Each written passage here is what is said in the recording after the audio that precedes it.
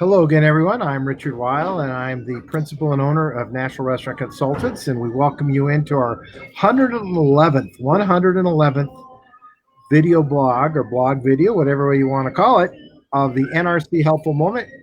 And once again, as always, for 111 times, we welcome in Mr. Brian Devine. I think, Brian, you've been on all but one, maybe? I think I might have missed one, yeah. I think I've missed two maybe in all this time, but we welcome everyone in to our 111th edition. And Sandy, our senior consultant here, Sandy Clark, I think this is about four or five times Sandy's been on, and she is an expert in supply chain management, has been supplying us real early on with COVID about the supply chain. And we thought it would be a really great opportunity to update everyone on supply chain. I am actually in one of our clients' restaurants here. I'm in Colorado Springs today. I'm in a 50s diner theme called Gunther Tootie's. You might notice the Route 66 poster in the back and maybe a little bit of 50s, 60s music.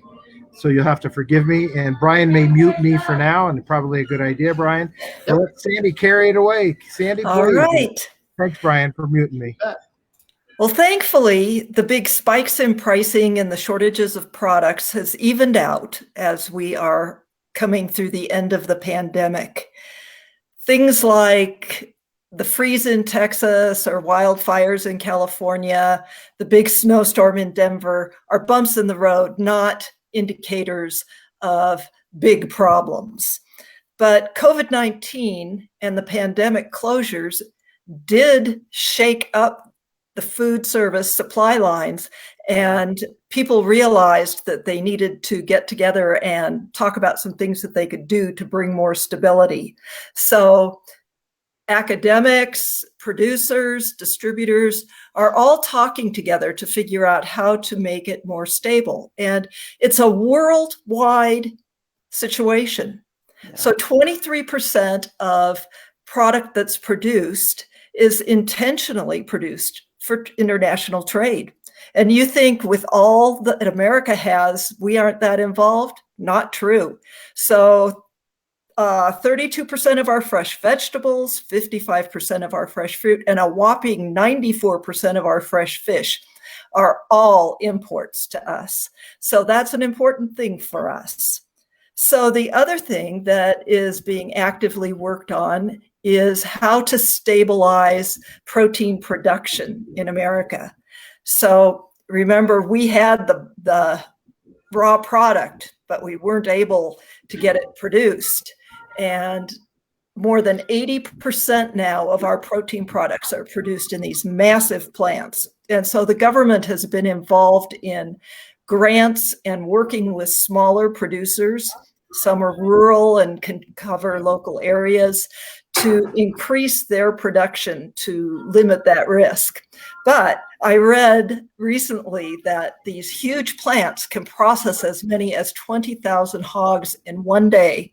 And these smaller plants do about 20 a day. So we're pretty far away from having a fix there, but it is in the works.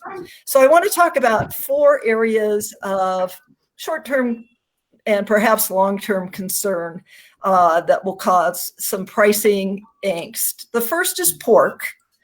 All cuts of pork except the butt are a lot more expensive than they were a year ago. One reason is Americans seem to have an insatiable desire for bacon, and we're just driving it up there. But the other is that Minnesota and Iowa are experiencing porcine reproductive and respiratory syndrome. And so they are having, they are not able to produce hogs at the rate that they usually do. And we talked about being global. China is going into the start of another go with the African swine flu for their hogs. So that will keep pork pricing high. The second thing I wanted to talk about is soy. And if you're using soy oil, you already know that it is through the roof. Severe drought in Brazil and Argentina just decimated their crops. Once again, we're part of that world economy. And so as soy oil goes up, it puts more pressure on wheat, other grains, corn. And so we're going to see all frying oil going up. And it's really kind of shocking when you look at labels and see how many things have soy as an additive. And so we'll see some price pressure going up with that. The third thing is another thing that's not a surprise to you, and that is disposable packaging. So the pandemic brought people into the to-go business who never envisioned that that was going to be something that they were going to do. And the demand for the packaging used to go just went through the roof. So at the same time, the polypropylene that is used to make film, hard and soft plastic, styrofoam, your cutlery, is just skyrocketing. So in 2020, polypropylene, the raw product used to make those products, went up 24 cents a pound. And it just to now in 2021, it's up another 7 cents. So to put that in perspective, this is an item that generally took a price increase once a year, and it was in the range of 1 to 2 cents. So these products are going to continue to just climb and climb. So food service experts are encouraging people to make this the time that you really take a look at sustainable products, paper and I want to say combustible, but that's compostable products. So the price spread between the two is growing less dramatic than it used to be. And there is a positive image that you can take advantage of as the sustainable products are viewed as more ecologically safe. So investigate those options and make sure that you are watching pricing on all of this so that you cover your costs thoroughly for your to-go. Now, the final thing that I wanted to talk about is something that's just kind of an umbrella over all of it, and that is the cost of oil. So from tilling the field to getting the product to the processing plant, to getting it from the processing plant to the distributor and then to you, that all takes oil. And I don't know if you remember, but when we first went into pandemic closures, there was an oil glut, and barrels of oil actually had a negative cost. Well, during most of the pandemic, they ran in about the mid-30s. But today, it's anywhere from $65 to $75, a huge increase. And we're looking at people who are tired of being locked at home. They're ready to hit the road. They've got their vaccines. They're going to jump in their cars and take trips this summer. We're already seeing gas nearing $3. There's some projection that it's going to be closer to $4 by midsummer. And OPEC recently met and voted that they would not increase production because they want to continue driving that price up. It's advantageous for them to do that. So I am not reading anything that tells me there's hysteria about oil prices and inflation, but we are an industry of pennies, nickels, and dimes, and we will see it impacted in our pricing. And so once again, do what you do so well and just keep an eye on that and make sure that your food cost is taking all of that into account. So, excellent. Richard, I'll turn it back to you. Okay, Brian, I'll flip it over your way. Had a little bit of technical difficulty there, but I think I'm back.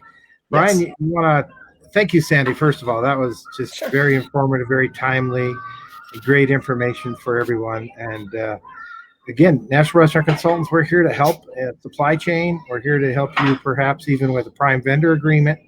Let us know. So, Brian, you want to chat a little bit about a marketing update, please? An idea there? Yeah, absolutely. Thanks for all that great information, Sandy. I'm going to mute you, Richard, because we're hearing a lot of background noise there. All right, I am excited about something new that we've been playing around with, and I think everyone that's listening is going to understand exactly what I mean here. And I'm talking about Yelp. And every restaurant has had some kind of an interaction with Yelp that maybe wasn't the best. And that is something that I have been trying to solve for years, because being in control of your reputation online is worth more than anything else that you could really do.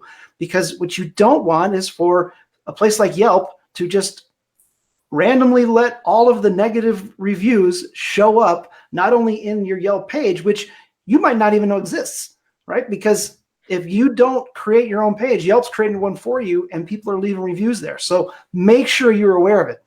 The thing that most people get upset about with Yelp is that they feel like there's a little bit of an extortion process going on, because if you are getting positive reviews and they're not showing up in Yelp, they are what we call filtered.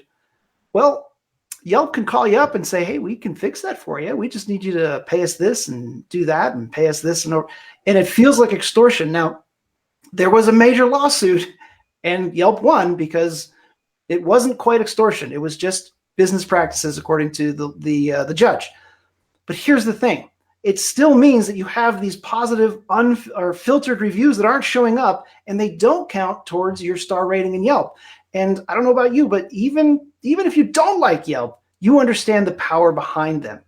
So what we have figured out is a way to get those filtered, positive 5-star reviews unfiltered, and then they start showing up on your Yelp page, and then they count towards your Yelp star rating.